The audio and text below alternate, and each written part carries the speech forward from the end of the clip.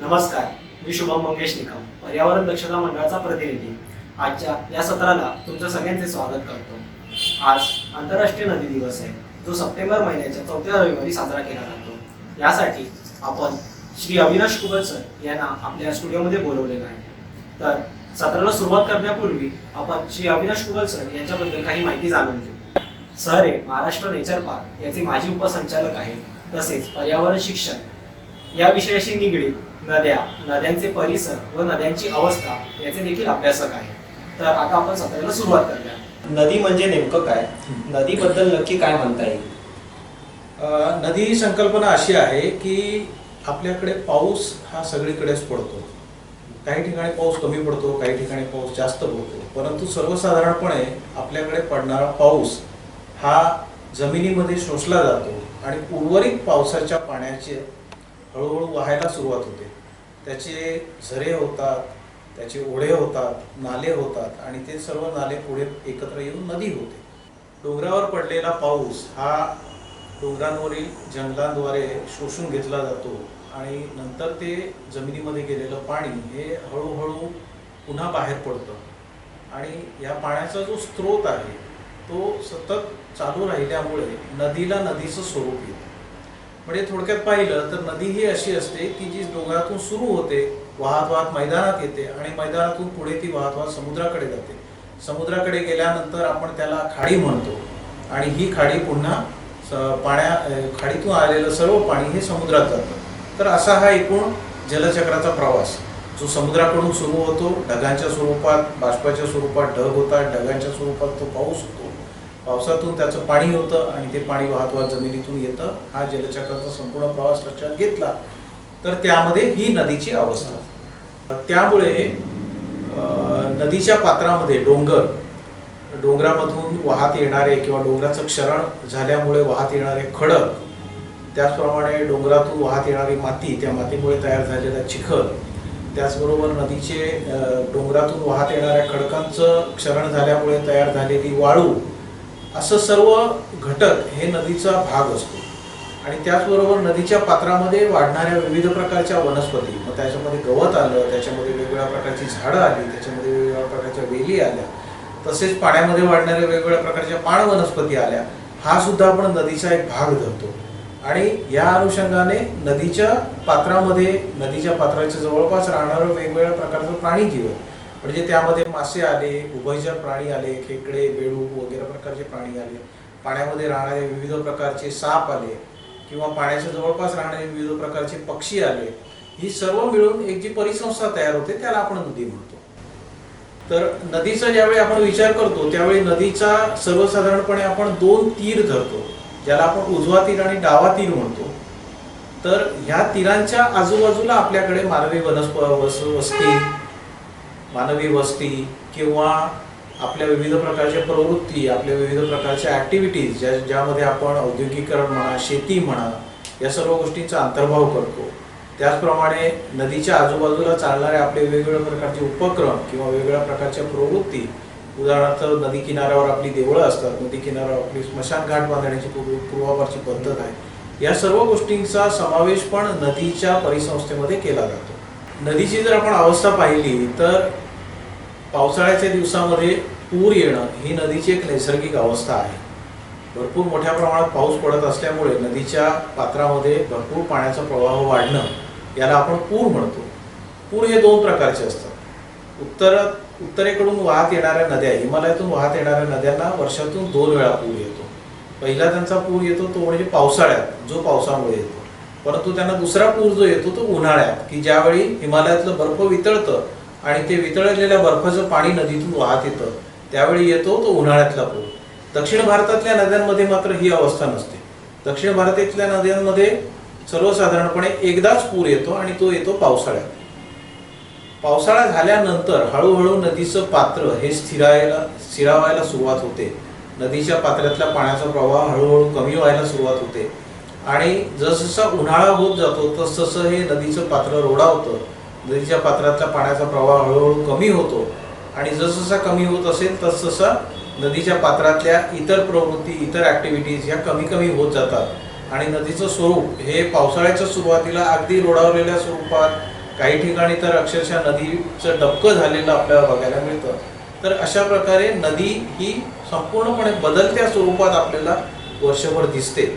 काही नद्या मात्र याला अपवाद आहेत. उदाहरणार्थ हिमालयातून वाहणाऱ्या नद्यांना एक खळाळता प्रवाह जवळपास वर्षभर असतो. दक्षिण भारतातल्या नद्यांमध्ये मात्र ही अवस्था नसते. काही नद्या आपल्याकडे उन्हाळ्यामध्ये पूर्णपणे कोरड्या ठाक पडतात, परंतु काही नद्या आपल्याकडे वाहत्या असतात. तर अशा प्रकारे भारतातल्या नद्यांचा जर आपण विचार केला तर आपल्याकडे नद्यांच्या अवस्था आपल्याला अतिशय वेगवेगळ्या स्वरूपात बघायला मिळतात. आपले विविध प्रकारचे सण हे नद्यांशी जोडलेले आहेत. जर आपण भारतीय संस्कृतीचा विचार केला आणि हिंदू धर्माचा विचार केला तर सर्वसाधारणपणे चातुर्मास म्हणजे पावसाळ्याचा जो कालावधी आहे त्यामध्ये आपले बहुतेक सण सर्वात जास्त आहेत. म्हणजे अगदी आषाढ महिन्यापासून सुरुवात करून ते अश्विन महिन्यापर्यंत आपल्याकडे विविध प्रकारचे सण, त्यामध्ये श्रावण महिन्यातली तर सणांची रेलचेल असते आणि त्याचबरोबर गणपती आणि त्यानंतर येणाऱ्या नवरात्री या सणांचा विचार केला तर हे सण कोणत्या ना कोणत्या प्रकारे नदीशी किंवा पाण्याशी जोडलेले आहेत. त्यामुळे पाण्याचं महात्म्य, पाण्याचं एकूणच स्वरूप आणि पाण्याचा वापर हा आपल्या सणांशी जोडला गेलेला आहे. स्नान ही त्यातली सर्वात महत्त्वाची संकल्पना. नदीवर जाणं, नदीचं स्नान करणं किंवा नदीजवळ जाऊन नदीची पूजा करणं हे आपल्या विविध सणांशी सतत वेगवेगळ्या प्रकारे जोडलं गेलेलं आहे. त्याचप्रमाणे ज्यावेळी नदीला पूर येतो त्यावेळी नदीला शांत करण्यासाठी गावातली सर्व लोक एकत्र येतात, एक नारळ घेऊन जातात, तो नारळ नदीला अर्पण करतात आणि नदीला हात जोडून, माते आता आमचं काही चुकलं असेल तर आम्हाला क्षमा कर आणि तुझा कोप शमन होऊ दे अशी प्रार्थना केली जाते. हा सुद्धा एक प्रकारे नदीचा केलेला सन्मान किंवा नदीचा केलेला आपण एक प्रकारे अभिवादन आहे. तर अशा प्रकारे भारतीय संस्कृती ही विविध प्रकारे नदीशी जोडली गेलेली आहे. भारतीय संस्कृतीमध्ये नदी ही संकल्पना कशी समजून घेतलेली आहे? भारताचा युनिकनेस किंवा भारताचं वैशिष्ट्य पाहिलं तर भारतामध्ये आपल्याकडे पडणारा पाऊस हा साधारणपणे मान्सून स्वरूपाचा पाऊस असतो. मान्सून स्वरूपाचा पाऊस म्हणजे नक्की काय, तर उन्हाळ्यामध्ये पाण्याचं, समुद्राच्या पाण्याचं होणारं बाष्प आणि ते जमिनीकडे वाहत आल्यानंतर त्यातून पडणारा पाऊस आणि उन्हाळा आणि हिवाळा याच्यामधला कालावधी हा साधारणपणे आपल्याकडे मान्सून किंवा त्याला आपण पाऊस म्हणतो. त्या पावसात पाऊस पडतो आणि त्या पावसाचं पाणी नदीतून वाहत येतं. तर अशा प्रकारे आपल्याकडे नद्या तयार झालेल्या आहेत. भारतीय संस्कृतीचा जर विचार केला तर आपल्याकडे सर्वसाधारणपणे दोन प्रकारच्या नद्या आपल्याला दिसतात. एक म्हणजे उत्तर भारतातल्या नद्या ज्यांच्या पाण्याचा स्रोत हा हिमालयातून आहे आणि दुसऱ्या म्हणजे दक्षिण भारतातल्या नद्या ज्यांच्या पाण्याचा स्रोत हा सर्वसाधारणपणे सह्याद्रीमधून आहे. उत्तर भारतातून वाहत येणाऱ्या नद्या ह्या दक्षिणगामिनी किंवा पूर्वेकडे वाहत जाणाऱ्या आहेत, ज्यामध्ये गंगा, यमुना, घागरा या सर्व नद्यांचा समावेश आहे. दक्षिण भारतातला जर विचार केला तर दक्षिण भारतामध्ये सर्वसाधारणपणे गोदावरी, कृष्णा, कावेरी या सर्व नद्या या सह्याद्रीमधून सुरू होऊन त्या पूर्वेकडे वाहणाऱ्या पूर्ववाहिनी नद्या आहेत. त्याच्या व्यतिरिक्त आपल्याकडे काही पश्चिम वाहिनी नद्या आहेत. उदाहरणार्थ नर्मदा, तापी वगैरे या मध्य भारतातून उगम पावतात आणि त्या नद्या पश्चिम भारताकडे वाहतात किंवा पश्चिमेकडे वाहतात. त्याचप्रमाणे आपल्या पश्चिम घाटामध्ये अनेक छोट्या छोट्या नद्या या पश्चिम वाहिनी नद्या आहेत. नद्यांचं स्वरूप असं आहे की भारतामध्ये असं मानलं जातं की जे आपल्याकडे संस्कृतीची सुरुवात झाली ही मुळात पशुपालनातून आणि शेतीतून सुरुवात झाली. तर पशुपालनाची सुरुवात कुठे झाली तर गंगेच्या आणि यमुनेच्या खोऱ्यामध्ये, जिथे मैदानी भागांमध्ये भरपूर गवताळ प्रदेश होते त्या ठिकाणी गवत चरणारे वेगवेगळे पशु म्हणजे गाई म्हशींचं पालन आणि त्याबरोबर त्यातून होत असलेली शेती अशी भारतीय संस्कृतीची सुरुवात झाली आणि त्या सर्वांसाठी पाण्याचा स्रोत होता तो म्हणजे नदी. तर त्यामुळे आपल्या संस्कृतीमध्ये नदी ही संपूर्णपणे आपल्या आयुष्याशी जोडली गेलेली आहे. अगदी जन्मापासून मृत्यूपर्यंतचे सर्व संस्कार हे नदीच्या साक्षीने नदीबरोबर केले जातात. आपल्याकडे नदीला हे सर्वसाधारणपणे स्त्रीत्व किंवा मातृत्व या पद्धतीने पाहिलं जातं आणि त्यामुळे आपल्याकडे सर्व नद्यांची नावं ही सर्वसाधारणपणे स्त्रीलिंगी आहेत. त्याचप्रमाणे आपल्याकडे जर नदीचा आपण विचार केला तर नद्या ह्या शुद्ध पाण्याचा स्रोत मानला जातो आणि त्यामुळे सर्व नद्यांना पवित्र मानलं जातं.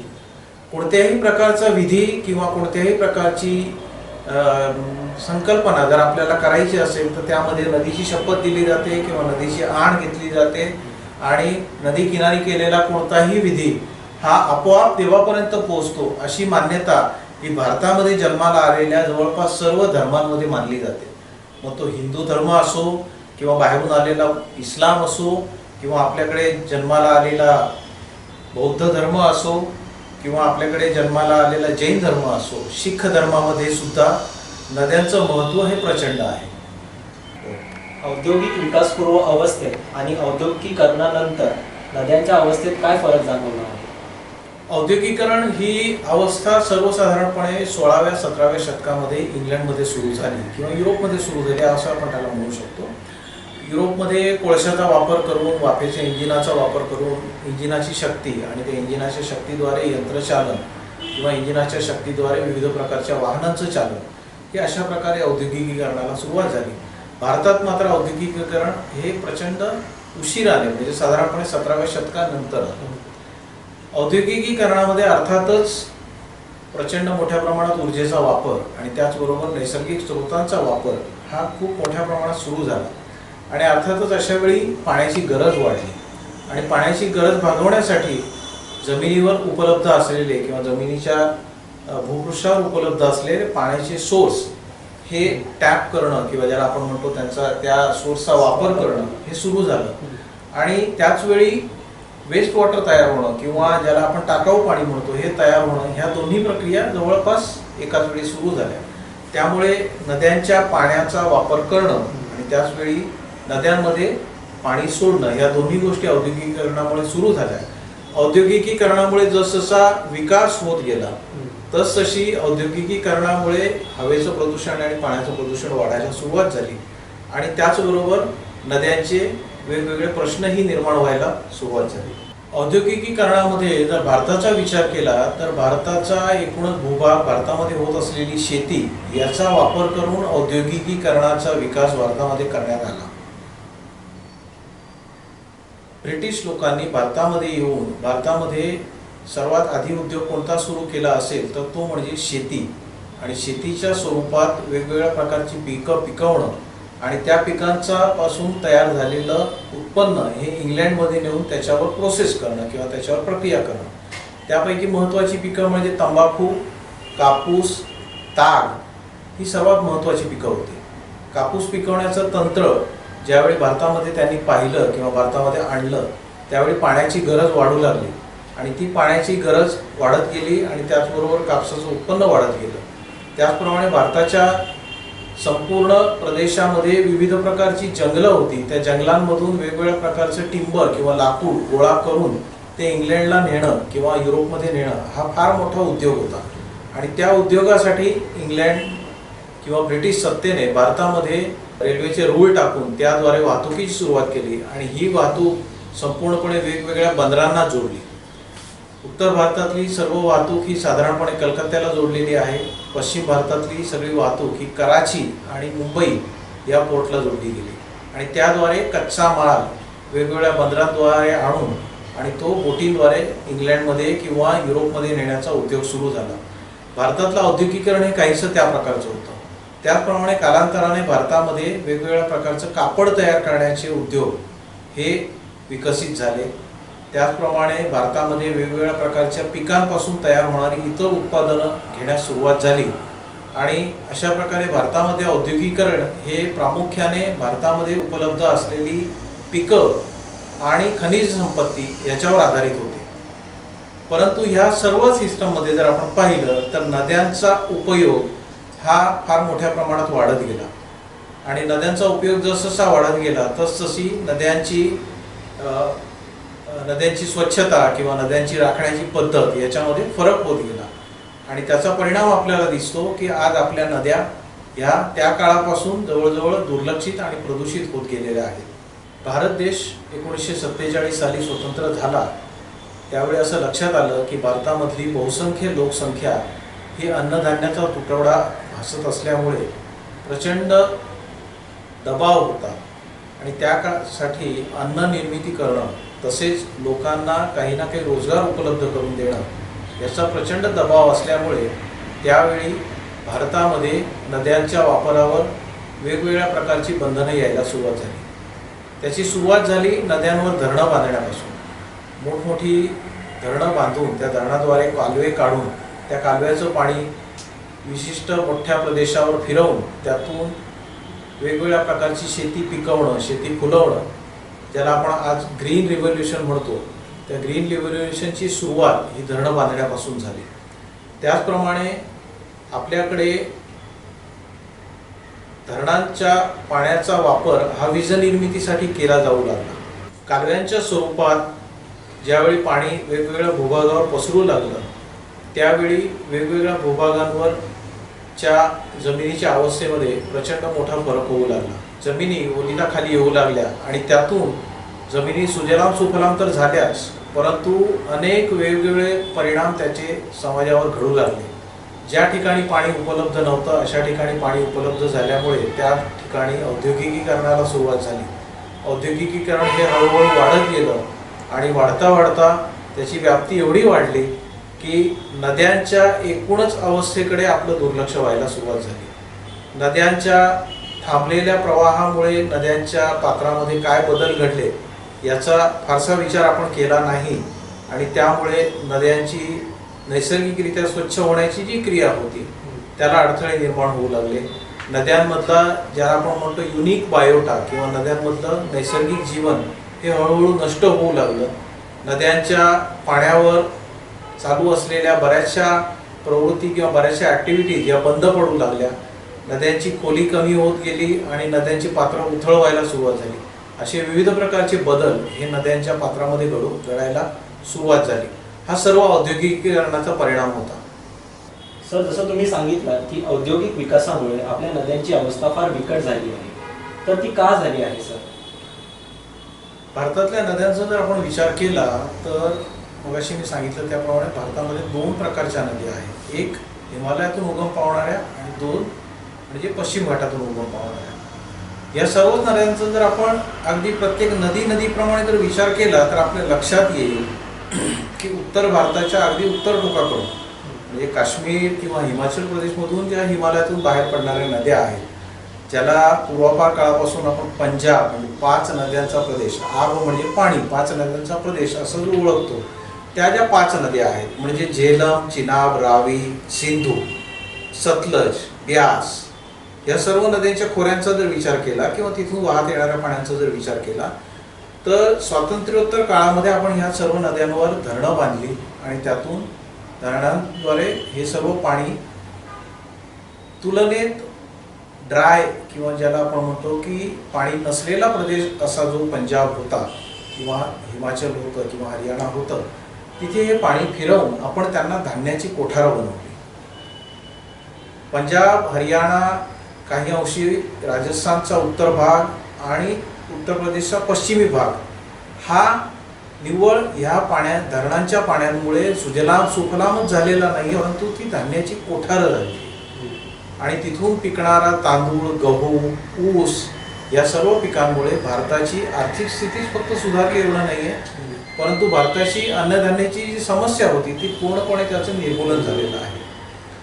परंतु त्याचवेळी या प्रदेशामध्ये पाणथळ जागा मोठ्या प्रमाणात निर्माण झाल्या. नद्यांचं मुळात तिथली जमीन ही त्याचं ज्याला आपण म्हणतो ड्रेनेज किंवा पाणी वाहून नेण्याची क्षमता कमी असल्यामुळे अशा अनेक ठिकाणी जलस्राव किंवा जलभराव ज्याला म्हणतो अशा प्रकारे होऊन आणि तिथे वेगवेगळ्या प्रकारची रोगराई निर्माण होणं किंवा वेगवेगळ्या प्रकारच्या जमिनीची निकृष्टता वाढणं हे प्रकार सुद्धा घडलेले आहेत. पश्चिम उत्तर प्रदेश सोडून आपण थोडंसं अजून खाली आलो तर आपल्या लक्षात येतं की गंगा आणि यमुनेचं खोरं, उत्तरांचलमधून सुरू होणाऱ्या किंवा बिहारमधून सुरू होणाऱ्या ह्या नद्या, त्यामध्ये गंगा आली, त्यामध्ये यमुना आहे, त्यामध्ये घागरा आहे, गंडक आहे, या सर्व नद्यांचा जर विचार केला तर या सर्व नद्यांमधून येणाऱ्या पाण्यामुळे उत्तर प्रदेश, बिहार आणि खाली गेल्यानंतर पश्चिम बंगाल, काही अंशी इतर आजूबाजूची राज्य या सगळीकडे पूर्णपणे पाण्याचा प्रवाह वाढल्यामुळे आणि पाण्याची उपलब्धता वाढल्यामुळे या प्रदेशांमध्ये सुद्धा अन्नधान्य निर्मिती ही फार मोठ्या प्रमाणावर व्हायला सुरुवात झाली आणि अन्नधान्य निर्मिती वाढत गेल्यामुळे या प्रदेशामध्ये लोकसंख्या वाढत गेली. जसजशी लोकसंख्या वाढत गेली तसतसं या प्रदेशांमध्ये औद्योगिकीकरण वाढत गेलं. आज कानपूर किंवा इतर शहरांचा जर विचार केला तर प्रचंड मोठ्या प्रमाणावर औद्योगिकीकरण इथे झालेला आहे आणि ह्या सर्व इंडस्ट्री ज्या आहेत त्या शेती किंवा शेतीशी अनुषंगिक असलेल्या विविध प्रकारच्या उत्पादनांमुळे होणारे एक कारखाने ह्या प्रदेशामध्ये आपल्याला दिसतात. परंतु त्याच वेळी ह्या सर्व कारखान्यांमुळे किंवा ह्या सर्व एकूणच वाढलेल्या लोकसंख्यांमुळे मोठमोठी शहरं विकसित झाल्यामुळे त्या शहरांचं सांडपाणी आणि त्याची विल्हेवाट लावण्याचा हा मोठा प्रश्न आपल्यापुढे निर्माण झाला. जर आपण थोडंसं राजस्थानचा विचार केला तर राजस्थान आणि मध्य प्रदेशमध्ये मुळात पाऊस कमी पडतो, परंतु अशा ठिकाणी सुद्धा धरणं बांधली गेली, अशा ठिकाणी सुद्धा चंबल वगैरे नद्यांवर धरणं बांधले गेल्यामुळे तिथेही शेतीच्या नवीन सुविधा निर्माण झाल्या. त्याचप्रमाणे शेती निर्माण झाल्यामुळे तिथेही काही प्रमाणात औद्योगिकीकरण सुरुवात झाली. अजून खाली आलं आपण तर गुजरातमध्ये आपल्याला दिसतं की तापी आणि नर्मदा या दोन नद्यांचा अतिशय सुंदरपणे वापर गुजरात राज्याने केला.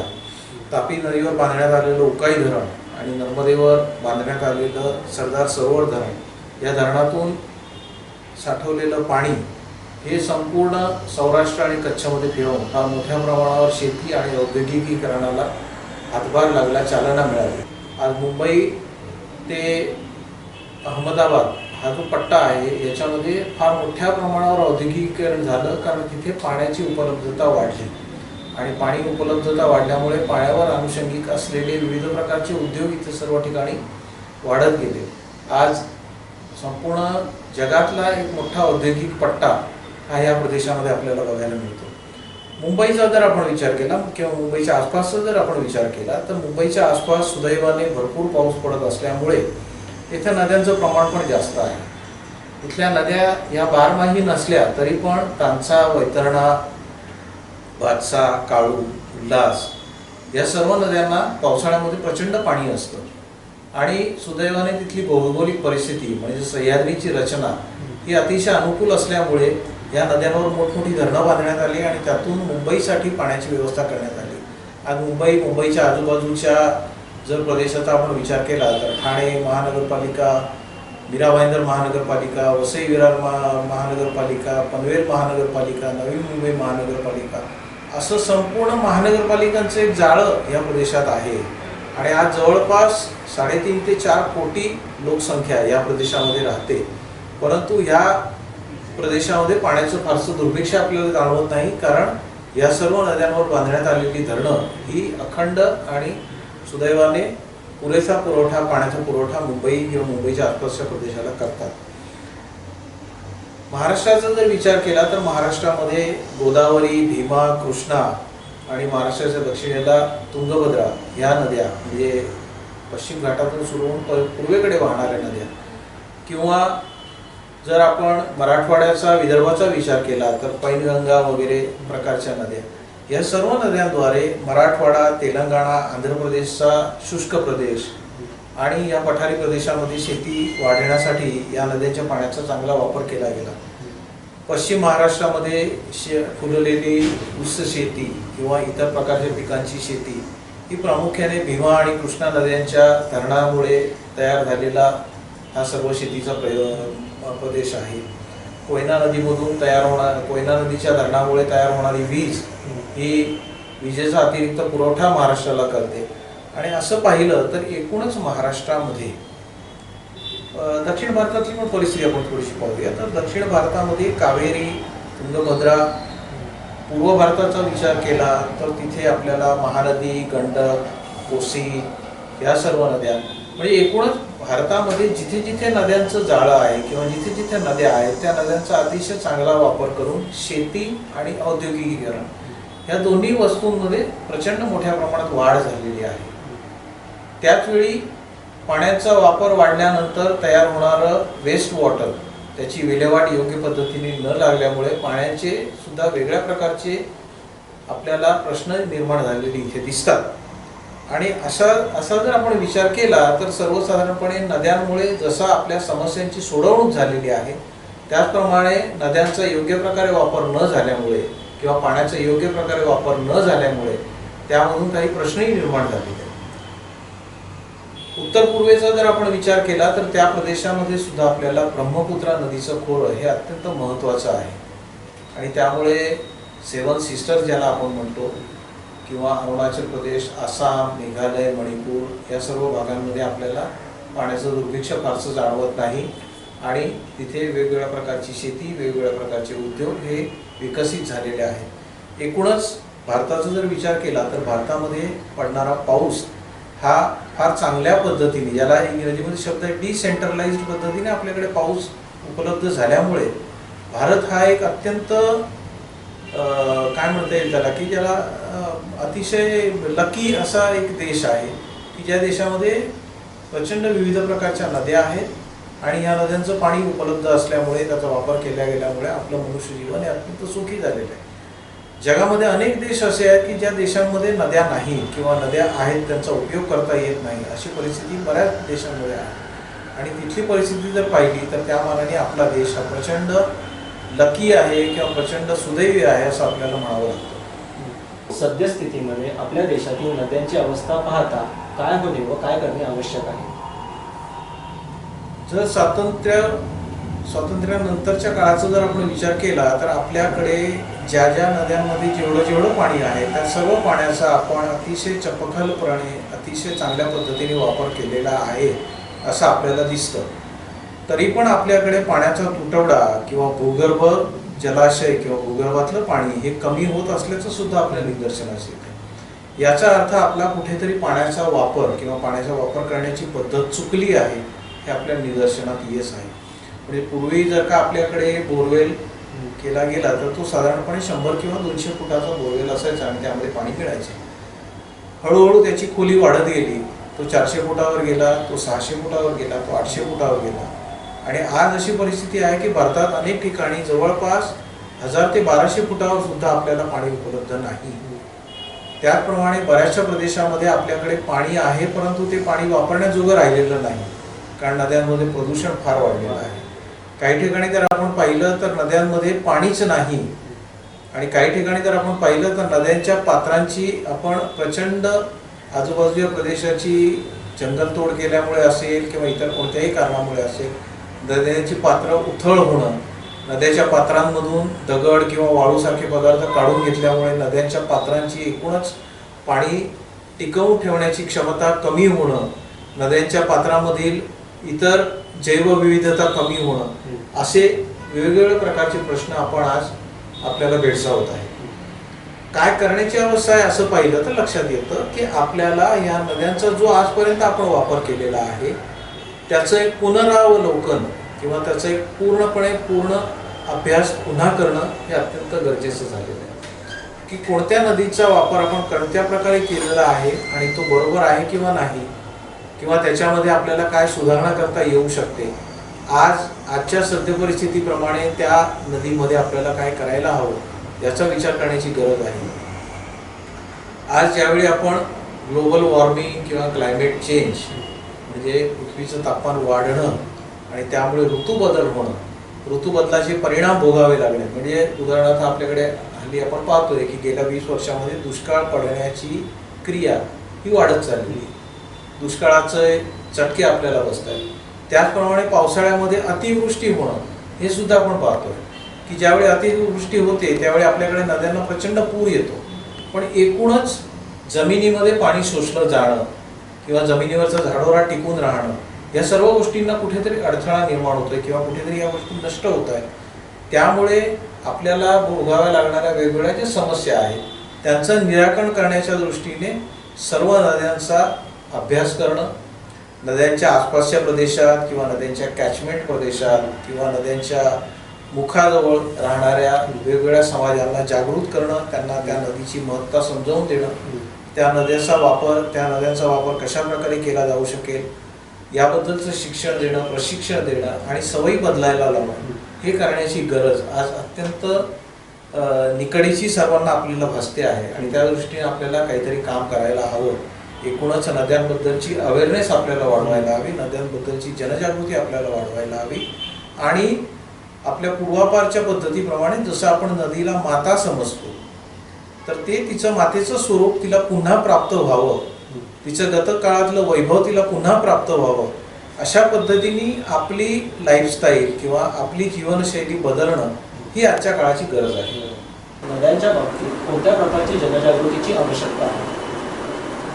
नद्यांचा एकूणच वापर जर आपण विचार केला तर नद्यांचा वापर आतापर्यंतच्या चर्चेमध्ये आपल्या लक्षात आलं असेल की नद्यांचा वापर करणाऱ्या वेगवेगळ्या परिसंस्था किंवा वेगवेगळ्या संस्था आहेत. नद्यांवर अर्थातच हक्क आहे संपूर्ण समाजाचा, परंतु समाजाचे वेगवेगळे घटक जर आपण लक्षात घेतले तर नद्यांची सर्वात जास्त गरज भासते ती म्हणजे शेतकऱ्यांना. त्यांना लागणारं पाणी, शेतीला लागणारं पाणी, शेतीतून पिकणारी पिकं यांचा विचार केला तर पाण्याचा सर्वात जास्त उपयोग आपल्याकडे हा अर्थातच शेतीसाठी. त्याच्या खालोखाल नद्या आपली गरज भागवतात ती म्हणजे पेयजलाची. आपल्याला पिण्यासाठी लागणारं पाणी हे नद्या पुरवतात किंवा नद्यांच्याद्वारे पुरवठा केला जातो. त्या खालोखाल जर तिसरा विचार केला तर आपल्याकडे नद्यांच्या पाण्याचा वापर होतो हा औद्योगिकीकरणासाठी. त्याचप्रमाणे नद्यांचा एक उपयोग असतो तो म्हणजे आपल्या जीवनातली आल्हाददायकता, आपल्या जीवनातली रमणीयता वाढवण्याचा. आणि ज्या कारणासाठी आपण नदी किनाऱ्यावर जातो किंवा नदीवर जातो आणि नदीचा आनंद घेतो हा एक महत्त्वाचा भाग त्यामध्ये नदीचा आहे. त्याचप्रमाणे नदीच्या पात्रामध्ये राहणाऱ्या व्यक्ती हा नदीचा वापर वेगवेगळ्या प्रकारे करत असतात.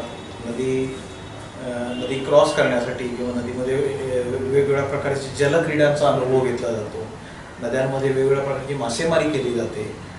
नद्यांचा पाण्याचा वापर हा अनेक वेगवेगळ्या प्रकारे होत असतो. तर असा हा संपूर्णपणे नद्यांचा वापर आहे. आणि ह्या सगळ्या घटकांचा विचार केला तर जनजागृती ही या सर्व घटकांसाठी आवश्यक आहे. उदाहरणार्थ जर शेतकऱ्याचा आपण विचार केला तर शेतकऱ्याने कोणत्या प्रकारची पिकं पिकवावीत तर त्या पिकांसाठी लागणारं पाणी हे किती प्रमाणात लागणार आहे, कधी लागणार आहे आणि किती वेळा लागणार आहे याचा जर विचार केला तर सर्वसाधारणपणे आपल्याला पाण्याचं अंदाजपत्रक बांधता येतं किंवा बनवता येतं. त्याचप्रमाणे शहरांसाठी लागणारं पाणी हे जवळपास ज्याला आपण म्हणतो की 24/7 365 डेज म्हणजे 12 महिने 24 तास अखंड पाण्याचा पुरवठा हा शहरांना किंवा गावांना व्हावा लागतो. पण तिथे पाण्याचा वापर हा मनुष्य जीवनासाठी, पिण्यासाठी केला जात असतो. त्यामुळे तिथली गरज जी आहे ती जवळपास शाश्वत आणि सतत असते. औद्योगिक पाण्याचा जर वापराचा विचार केला तर ज्या प्रकारचं औद्योगिकीकरण असेल किंवा ज्या प्रकारची इंडस्ट्री असेल त्याप्रमाणे पाण्याची गरज ही बदलत जाते आणि त्याप्रमाणे पाण्याची गरज ही वाढत किंवा कमी होत असते. त्यामुळे त्यांना सुद्धा अवेअरनेसची किंवा त्यांना सुद्धा एज्युकेशनची गरज आहे. अशा प्रकारे जर आपण विचार केला तर शेतकऱ्याला पाण्याचं बजेट तयार करणं, पाण्याचा योग्य वापर तयार करणं, पाण्याची हेळसांड न होऊ देणं आणि पाण्याचा वापर झाल्यानंतरचं पाणी त्याची विल्हेवाट योग्य प्रकारे लावणं याबद्दलच्या जनजागृतीची आवश्यकता आहे. शहरांचा जर विचार केला तर आपल्याला होत असलेला पुरवठा हा शाश्वत राहील त्या दृष्टीने पाण्याचा वापर करणं आणि वापरलेल्या पाण्याची विल्हेवाट लावण्यापूर्वी ते पाणी पुन्हा शुद्ध करून मग ते नैसर्गिक स्रोतांमध्ये सोडणं याबद्दलच्या अवेअरनेसची गरज आहे. औद्योगिकीकरण किंवा औद्योगिकीकरणामध्ये वापरल्या जाणाऱ्या पाण्याचा विचार केला तर कमीत कमी पाणी वापरणं आणि कमीत कमी पाणी प्रदूषित करणं, त्याचप्रमाणे प्रदूषणाची विल्हेवाट योग्य प्रकारे लावून प्रदूषित नदी किंवा पाण्याचा प्रवाह हा प्रदूषकाचा वाहक होणार नाही किंवा त्याच्यामुळे प्रदूषण नदीमध्ये जाणार नाही याची काळजी घेणं अशा प्रकारच्या अवेअरनेसची गरज आहे. नद्यांच्या जर इतर वापरांचा विचार केला तर मासेमारी किंवा इतर जे काही उद्योग आहेत नदीच्या पात्रामध्ये चालणारे तर त्यामध्ये नदीचं एकूणच अस्तित्व टिकवून ठेवणं, नदीच्या पाण्याची शुद्धता टिकवून ठेवणं म्हणजे क्वालिटी आणि क्वांटिटी ह्या दोन्ही गोष्टी टिकवून ठेवणं या दृष्टीने अवेअरनेसची गरज आहे. सर, जसं तुम्ही म्हणालात नद्यांचे भविष्य सुधारले तर आपल्या देशाचीही सफलता होईल. तर मग हे नद्यांचे भविष्य कोणाच्या हातात आहे व ते कसे आहे असे तुम्हाला वाटते? नद्यांचा जर आपण विचार केला तर नद्या ह्या केंद्र सरकारच्या अखत्यारीत येतात परंतु त्या राज्य सरकारच्या अखत्यारीत सुद्धा येतात. काही नद्यांना आपल्याकडे राष्ट्रीय नदी घोषित करण्यात आलेला आहे. उदाहरणार्थ गंगा, गोदावरी या सर्व मोठमोठ्या नद्या ज्या एकापेक्षा अधिक राज्यातून वाहतात ह्या सर्व आपल्या राष्ट्रीय नद्या आहेत. परंतु एकाच राज्यातून वाहणारी नदी असेल तर त्याला सर्वसाधारणपणे आपल्याकडे राज्य नदी म्हटलं जातं आणि राज्य नदी असेल तर त्याची जबाबदारी राज्य सरकारची असते. परंतु केंद्रीय नद्यांसाठी खास करून केंद्रीय जल प्राधिकरण किंवा एखाद्या नदीचं वेगळं प्राधिकरण असू शकतं. त्यामुळे नद्यांच्या बाबतीतले नियम बनवणं किंवा नद्यांच्या बाबतीतल्या नियमांचं पालन करायला लावणं ही जबाबदारी काही अंशी केंद्र सरकारची आणि राज्य सरकारची आहे. ही झाली नियमांच्या बाबतीतली गोष्ट. परंतु प्रत्येक गोष्ट ही नियमाने चालत नसते. ज्यावेळी विशेषतः पर्यावरणाशी निगडीत असलेल्या वेगवेगळ्या घटकांचा जर आपण विचार केला तर निव्वळ नियम करून कोणती गोष्ट होत नसते. उदाहरणार्थ जर आपण जंगलांचा विचार केला तर जंगलाबाबतचे अनेक नियम आपल्याकडे आहेत. जर आपण वाईल्ड लाईफ किंवा वन्य प्राण्यांचा विचार केला तर त्याबाबतचे बरेचसे आपल्याकडे नियम आहेत. प्रदूषणाबाबतीत तर प्रचंड कायदे कानून आणि नियम बनवलेले आहेत. परंतु याचा अर्थ काय होतोय की हे नियम पाळले जात आहेत का? नाही. किंवा या नियमांचं 100% पालन होत आहे का? नाही. असं का होतं? कारण त्या नियमांचं पालन करणं ही समाजाची गरज असते. समाजाने जर ते नियम पाळले, कारण शेवटी याबाबत काम करणारा हा समाज असतो आणि त्यामुळे समाजाने हे नियम पाळणं, समजून घेणं आणि ते पाळणं हे अत्यंत महत्त्वाचं आहे. त्यामुळे जशी भूमिका यामध्ये राज्य शासनाची किंवा केंद्र शासनाची किंवा एकूणच शासनाची आहे, न्याय व्यवस्थेची आहे किंवा पोलिसांसारख्या यंत्रणेची आहे, त्याचप्रमाणे ती समाजाची आहे. आपण जर आपल्या देशाची राज्यघटना पाहिली तर त्यामध्ये नदी किंवा पाण्याचे स्रोत याचं रक्षण करणं, याचं संवर्धन करणं ही राज्यघटनेने आपल्याला दिलेली एक जबाबदारी आहे आणि त्या जबाबदारीचं पालन एक सुजाण नागरिक म्हणून करणं ही आपली सुद्धा गरज आहे. त्यामुळे नदी ही फक्त म्हणजे दुसरीकडे बोट दाखवण्याचा विषय नाही. आपल्याकडे एक अशी आपल्याला सवय लागलेली आहे की हे काम म्युन्सिपाल्टीने करावं किंवा हे काम राज्य शासनाने करावं किंवा हे काम केंद्र शासनाने करावं. का तर मी टॅक्स देतोय किंवा का तर ते निवडून आलेले आहेत किंवा त्यांची जबाबदारी आहे, असं नाही. समाजामध्ये ज्यावेळी आपण राहतो तर आपण काय करतो हे सुद्धा त्यामध्ये महत्त्वाचं आहे. ज्या नदीला आपण नदी मानतो आणि ज्यावेळी आपण दररोज सकाळी डोक्यावर पहिला तांबे ओतून घेतो त्यावेळी गंगा गोदावरीचं स्मरण करतो, तर त्यावेळी नद्यांचं स्मरण करत असताना ती जबाबदारी आपली सुद्धा आहे हे आपण लक्षात ठेवलं पाहिजे आणि त्या पद्धतीने आपलं वर्तन बदललं पाहिजे. त्या पद्धतीने आपली वागणूक बदलली पाहिजे आणि ती वागणूक ही फक्त वैयक्तिक नसून ती एक आपली सामाजिक समज असायला हवी. अशा प्रकारचं वर्तन आपलं असायला हवं. या सगळ्यामध्ये नागरिकाची भूमिका काय असावी? नागरिक म्हणून जर आपण विचार केला तर मी मगाशी म्हटलं त्याप्रमाणे ही जबाबदारी राज्यघटनेने प्रत्येक नागरिकावर दिलेली आहे आणि त्यामुळे एक नागरिक म्हणून आपली भूमिका काय, आपलं कर्तव्य काय हे जसं आपण समजून घेतो आणि शिकतो. म्हणजे उदाहरणार्थ शाळेमध्ये असताना आपण नागरिकशास्त्राविषयी शिकतो, परंतु त्याच वेळी नदीचा अभ्यास हा आपण वेगवेगळ्या माध्यमातून करत असतो. वेगवेगळ्या कविता, वेगवेगळे धडे किंवा वेगवेगळे निबंध ज्यावेळी आपण वाचतो तर त्यामध्ये आपल्याला नदीबद्दलची एक समज किंवा एक त्याबद्दलची माहिती आपल्याला दिली जाते. भूगोल ज्यावेळी आपण शिकतो त्यावेळी भूगोलामधून आपण वेगवेगळ्या प्रकारचे डोंगर, वेगवेगळ्या प्रकारच्या नद्यांचं शिक्षण घेतो. काही त्याला ऐतिहासिक संदर्भ असतात. बऱ्याच वेळा त्यामध्ये विविध प्रकारचे उद्योगधंदे किंवा विविध प्रकारचे सामाजिक प्रश्न हे नद्यांशी निगडीत असतात. अशा विविध प्रकारे आपल्याला नद्यांची माहिती मिळत असते. त्याचप्रमाणे नदीचा वापर हा आपण प्रत्यक्ष किंवा अप्रत्यक्षरित्या कधी ना कधी केलेला असतो. कधी ना कधी आपण नदी जवळ जाऊन किंवा नदीच्या प्रवाहाजवळ जाऊन नदीच्या पात्रामध्ये आपण पाय ठेवलेला असतो किंवा नदीमध्ये आपण आंघोळ केलेली असते. अगदी काहीच नसेल तर किमान नद्यांचा वापर कशा प्रकारे केला जातो याची समज ही आपल्याला आपल्या धर्मामधून पण विविध प्रकारे केली जाते. तर अशा प्रकारे आपल्याला असलेली माहिती आपल्याला ज्या प्रकारे नदी समजते किंवा ज्या प्रकारे आपण नदीला समजतो याचा जर विचार केला तर आपण आपली भूमिका स्वतःच ठरवू शकतो. की उदाहरणार्थ उद्या मला आंघोळ करायची असेल पण जर का माझ्या गावची नदी जर प्रदूषित झालेली असेल तर त्या नदीमध्ये मी आंघोळ करू शकेन का? नाही करू शकत. किंवा जर मला शेतीसाठी पाणी हवं असेल तर माझ्या गावची नदी जर प्रदूषित झाली असेल तर ते मला चालेल का? नाही चालणार. किंवा एखादी रोगराई जर पसरत असेल तर त्यावेळी समजा पाण्यातून पसरणारे रोग असतील आणि त्याच्यामुळे जर समाजाचं नुकसान होत असेल, लोक आजारी पडत असतील किंवा आपले पशुपक्षी आजारी पडत असतील तर ते आपल्याला आपोआप कळतं, आपल्याला एक जाणीव होते आणि त्या जाणीवीच्या दृष्टीने आपल्याला शासनाकडून काय सूचना दिल्या जातात, समाजाकडून काय सूचना दिल्या जातात, आपले शास्त्रज्ञ आपल्याला काय सांगतात, आपल्या वेगवेगळ्या संशोधन संस्था आपल्याला काय सांगतात, किंवा अगदी म्हटलं तर वैश्विक स्तरावर आपल्याला काय सूचना दिल्या जातात, या सर्व सूचनांचं तंतोतंत पालन करणं, चांगल्या पद्धतीने पालन करणं आणि दुसरे जर का त्याचं पालन करत नसतील तर त्यांना ते करायला लावणं, आपल्या कुटुंबापुरती किमान आपण जबाबदारी घेऊन त्यामध्ये पुढाकार घेणं, हे सर्व नागरिकांकडून अपेक्षित आहे. आणि ते करत असताना त्यामध्ये काही अडचण आल्यास एकत्र येणं, चर्चा करणं, समजून घेणं, त्याबद्दल चर्चासत्र करणं किंवा त्याबद्दलची माहिती घेणं, हा सुद्धा त्यातला एक भाग आहे. जसं आपल्या समोर एखादी समस्या आली असेल तर आपण कधीतरी त्याबद्दलचा प्रश्न कोणातरी विचारतो आणि मग त्यातून आपल्या प्रश्नाचं निराकरण करण्याचा प्रयत्न करतो. तशी भूमिका ही आपल्याला नद्यांच्या बाबतीत किंवा पर्यावरणाच्या बाबतीत घ्यावी लागते. आणि त्यासाठी योग्य व्यक्तींकडे, योग्य संस्थांकडे किंवा योग्य ठिकाणी अप्रोच करून हे आपल्याला करावं लागतं. त्याचप्रमाणे आपल्याकडे आता हल्ली समाज माध्यम ज्याला आपण म्हणतो, सोशल मीडियाचा वापर प्रचंड वाढलेला आहे.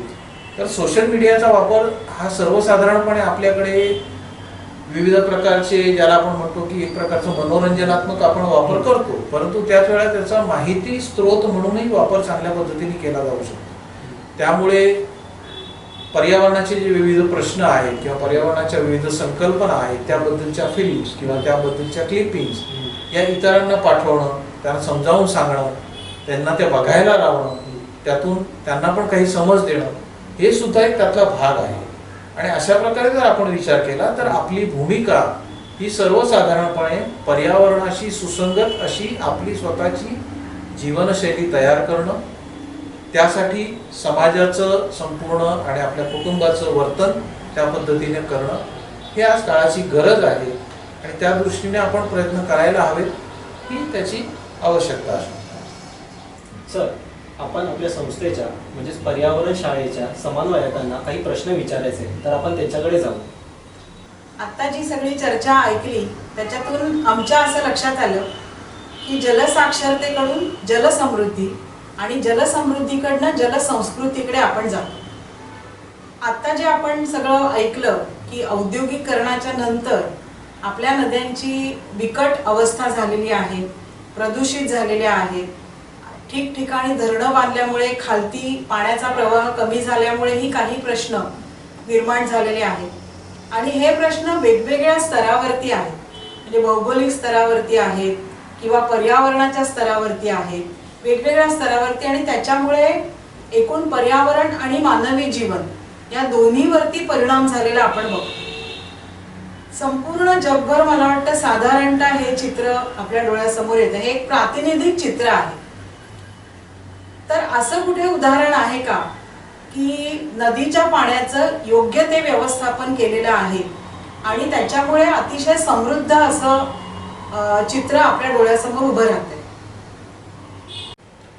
आपण विचारलेला प्रश्न अतिशय चांगला आहे. मगाचपासून आपण जी चर्चा करत होतो ही सर्वसाधारणपणे आपण भारत देशाच्या आणि भारत देशातल्या नद्यांच्या बद्दल बोलत होतो. परंतु जागतिक संस्कृतीचा जर विचार केला तर जगातली परिस्थिती मात्र वेगवेगळी आहे. अगदी सुरुवातीला मी म्हटलं त्याप्रमाणे भारतामध्ये मान्सूनचा पाऊस पडतो आणि प्रचंड प्रमाणात पाऊस पडतो. त्याचा परिणाम असा आहे. आणि शिवाय आपल्याकडे वेगवेगळ्या प्रकारच्या डोंगर रांगा आहेत, म्हणजे हिमालय आहे, पश्चिम घाट आहे. या संपूर्ण विशिष्ट प्रकारच्या रचनेमुळे आपल्याकडे अत्यंत मोठ्या प्रमाणात नद्या आहेत. आपल्याकडे भरपूर नद्या आहेत आणि त्या नद्यांना सुदैवाने पाण्याचा प्रवाह सुद्धा भरपूर आहे. परंतु जगात काही देश असे आहेत की जिथे पाऊस खूप कमी पडतो. विशेषतः वाळवंटी प्रदेशात किंवा ज्या ठिकाणी डोंगरांची रचना नाही आहे अशा बऱ्याचशा प्रदेशांमध्ये अतिशय कमी पाऊस पडतो. परंतु अशा ठिकाणी राहणाऱ्या लोकांनी सुद्धा त्यांच्याकडे असलेल्या नद्या, मग त्या दुसऱ्या देशातून वाहत येणाऱ्या असो किंवा अगदी कमी पाण्यामुळे त्यांचा प्रवाह अतिशय क्षीण असो, अशा नद्यांचं संवर्धन अतिशय उत्कृष्ट प्रकारे केलेलं आहे. याबद्दल एक चांगलं उदाहरण देता येईल ते म्हणजे युफ्रेटिस नदीचं. युफ्रेटिस नदी ही सर्वसाधारणपणे तुर्कस्तानातून उगम पावते. ही पुढे सिरिया आणि सिरियामधून इराकमध्ये वाहत येते. या युफ्रेटिस नदीवर या 3 देशांचं अस्तित्व जवळपास अवलंबून आहे. या तिन्ही देशांचा जर विचार केला तर इथे अतिशय प्राचीन संस्कृती पूर्वीच्या काळापासून नांदत आलेल्या आहे. या संस्कृतींचं पाण्याचं जर नियोजन आपण पाहिलं तर एकाच नदीच्या पाण्याचं वाटप अतिशय चोखपणे करून त्यांनी आपापल्या प्रदेशातली शेती, आपापल्या प्रदेशातले पाण्याचे प्रश्न अतिशय चपखलप्रमाणे सोडवलेले आहेत.